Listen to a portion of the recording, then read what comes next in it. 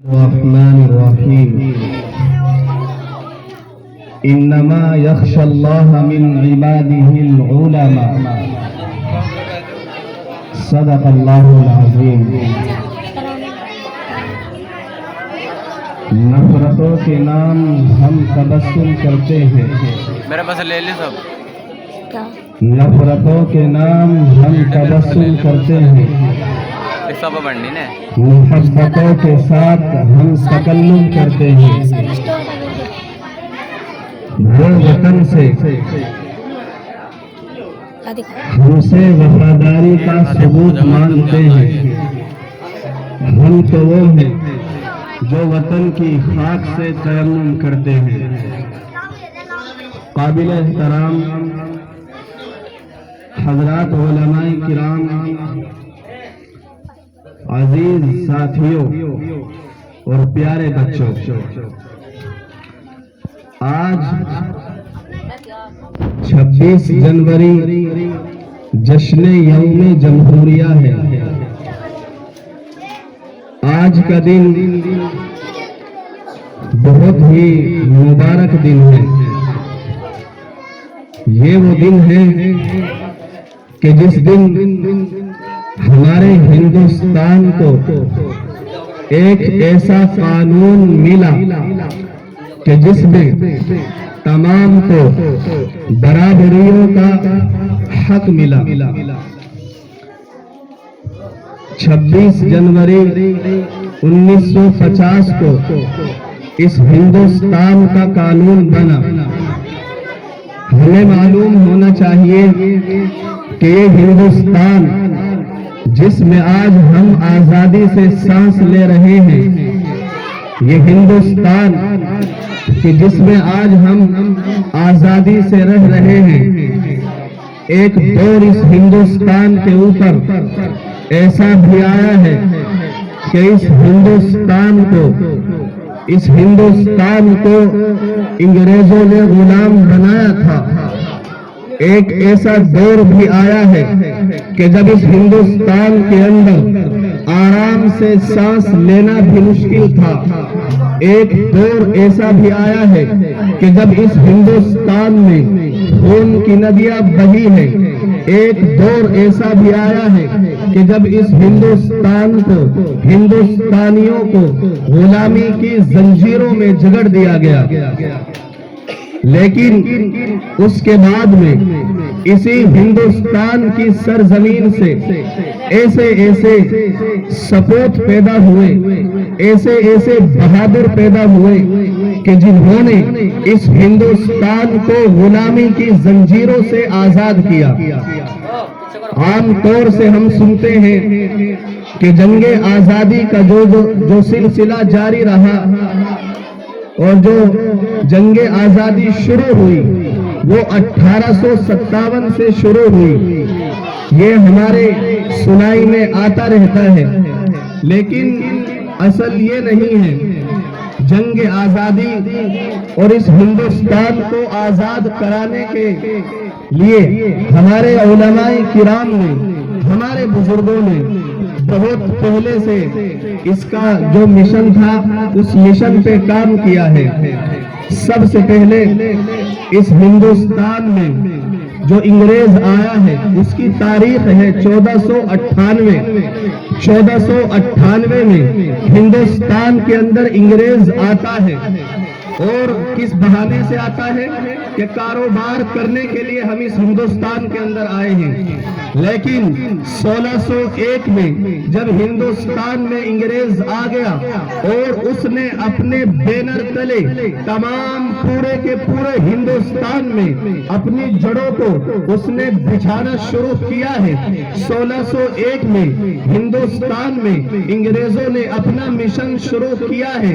1707 میں بادشاہ اورنگزیب عالمگیر رحمۃ رحمت اللہ علیہ کا انتقال ہو جاتا ہے اور اس ہندوستان میں انگریزوں نے اب اپنا جو مشن ان کا تھا اس مشن پر انہوں نے اور زیادہ کام کرنا شروع کیا، تو اس وقت کے جو سب سے بڑے بزرگ تھے حضرت مجدد الفیصانی رحمت اللہ علیہ کو خطرہ محسوس ہوا، اور حضرت مجدد الفیصانی سرہندی رحمت اللہ علیہ نے اپنے شاگردوں سے کہا، اپنے مریدوں سے کہا کہ یہ انگریز جو ہمارے ہندوستان کے اندر آیا ہے، اس کا مشن اس ہندوستان میں کاروبار کرنا نہیں ہے، اس کا مشن اس ہندوستان میں رہنا نہیں ہے، بلکہ اس کا مشن تو اس ہندوستان کو غلام بنانے کا ہے، اس ہندوستان کو غلامی کی زنجیروں میں جگڑنے کا ہے۔ حضرت مجدد الفیصانی رحمت اللہ علیہ نے کوشش کی، اس مشن پر کام کیا، لیکن حضرت مجدد الفیصانی سرہندی رحمت اللہ علیہ کچھ دنوں کے بعد وہ اس دنیا سے رخصت ہو گئے۔ ان کے بعد میں ان کے شاگردوں نے اس مشن پر کام کیا، جگہ جگہ گئے، لوگوں کو متوجہ کیا کہ اس انگریز کا جو مشن ہے وہ ہندوستان کو غلام بنانے کا ہے۔ اس کے بعد میں حضرت شاہ عبدالعزیز دہلوی رحمت اللہ علیہ میدان میں آتے ہیں۔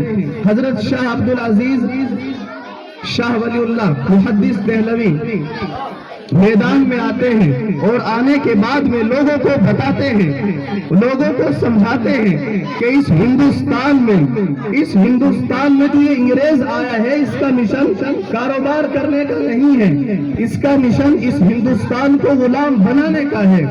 حضرت شاہ ولی اللہ محدث دہلوی رحمت اللہ علیہ بھی اس مشن میں ادھورے رہ جاتے ہیں اور ان کا بھی انتقال ہو جاتا ہے۔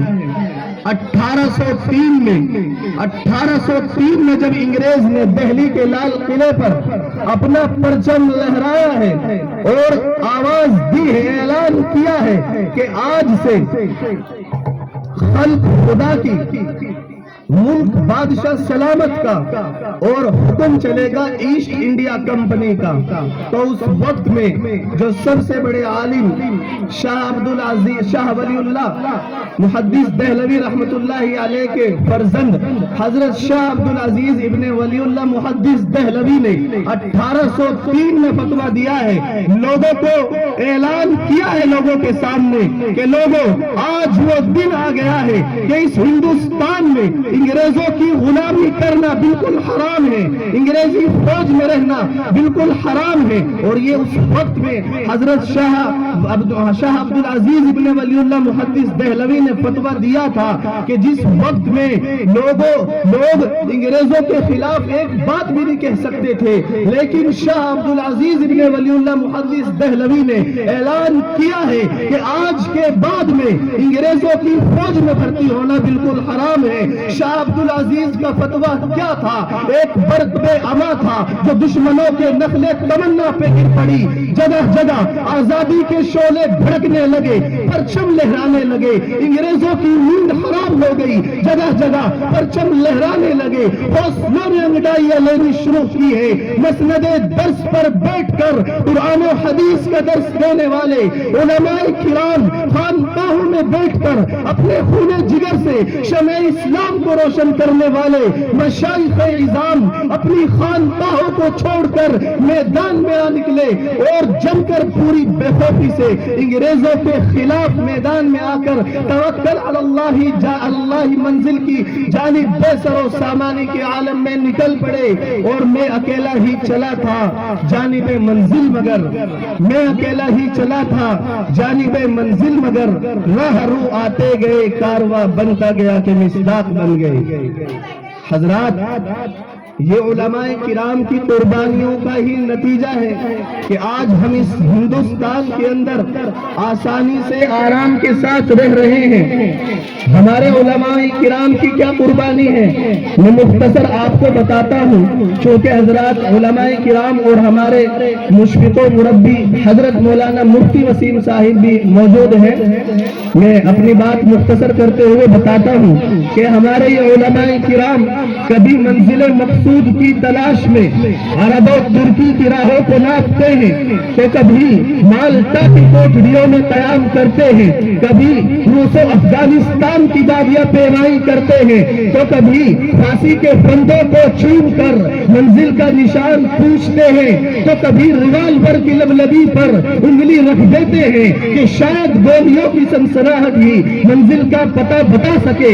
المرض ان دیوانوں نے ہر طرح سے منزل تک پہنچنے کی کوشش کی ہے اور پہنچ کر ہی دم لیا ہے۔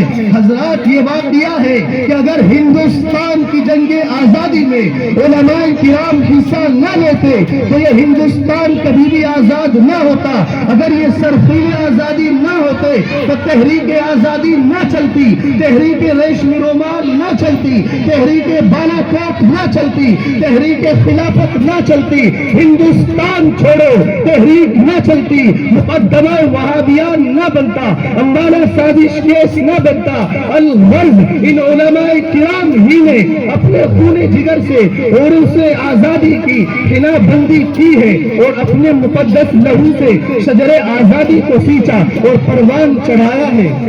چنانچہ 1857 میں 2 محاذ بنائے گئے، ایک محاذ امبالہ پر جس کی قیادت مولانا جعفر تھانیسری رحمت اللہ علیہ کے پاس تھی، دوسرا محاذ شاملی پر جس کی قیادت حضرت حاجی امداد اللہ محجر مکی کے پاس تھی۔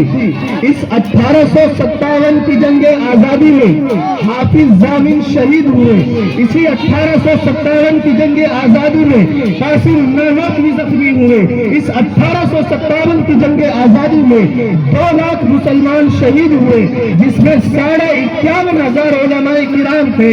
صرف دہلی کے اندر 500 علماء کو تختہ دار پر لٹکا دیا گیا۔ بہرحال وسائل کی قلت اور اپنوں کی غداری کی وجہ سے جب فرنگیوں کا غلبہ ہوا، نعرہ تکبیر، نعرہ تکبیر، مدارس اسلامیہ، مدارس اسلامیہ ہندوستان، حضرت مولانا مفتی محمد عارف صاحب، یہ جو بچے بول رہے ہیں خاموش ہو جائے، بہت قیمتی بیان چل رہا ہے، آپ حضرات خاموش رہے۔